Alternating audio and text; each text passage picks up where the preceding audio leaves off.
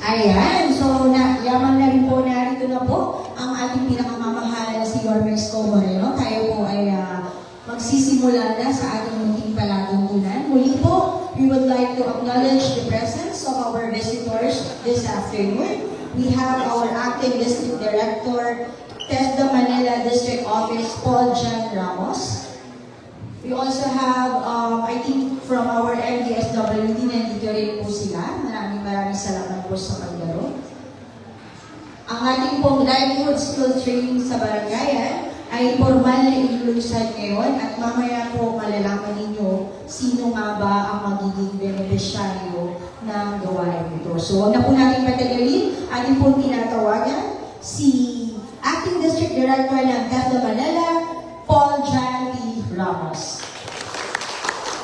Magandang po sa aking lahat. Magandang po pagbati sa ating punong lungsod, Honorable Mayor Isko Moreno Dumagoso. Sir, magandang hapon po, Vice Mayor G.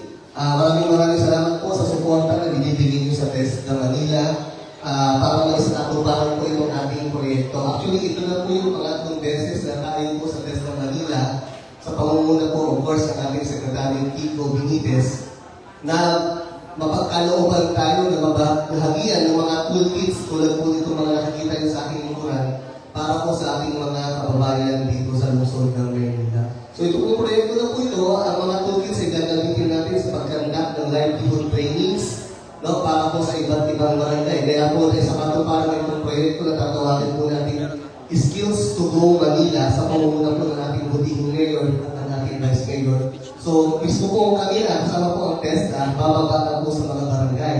No? So, ito po ay upang turuan kayo magkaroon ng skills, hindi lamang skills, siyempre kasama po yung entrepreneurship.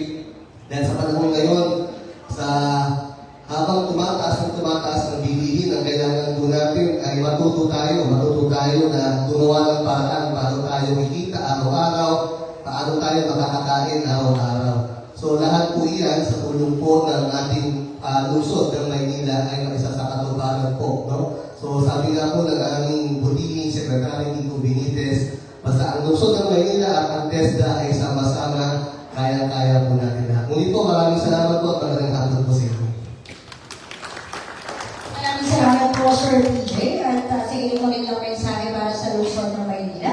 At sa puntong ito, atin na po tatawagin ang ama ng lungsod ng Maynila, ang tatanggap po ng munting regalo mula sa TESDA. Dahil ito po, palapakan po natin, Honorable Francisco Isko Moreno.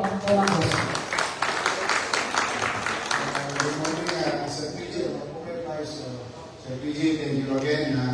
Natutuwa kami na hindi kayo nagsasawa at sana lagi kayo mabasa ng ulan, lalo na sa tag-ulan. Dumami pa kayo. Sapagkat, as you all know, your city's direction is to continue to focus on delivering the policy and program under MBN, minimum basic needs, housing, education, healthcare, and jobs.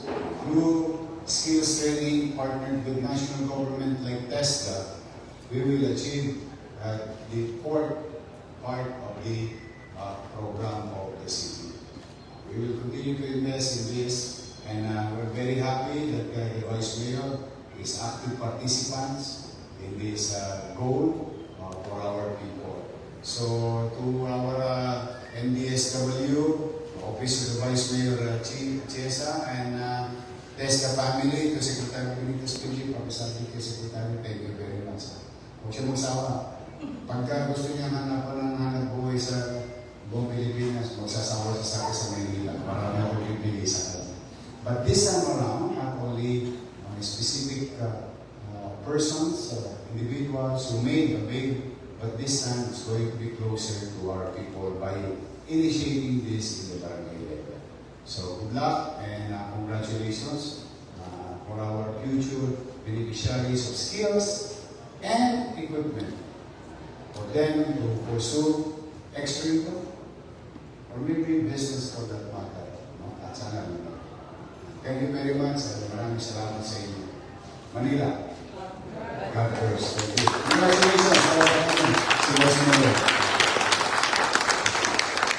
Thank you very much. But at this point, we will be having our photo op para po dito sa ating mga na-donate na toolkits.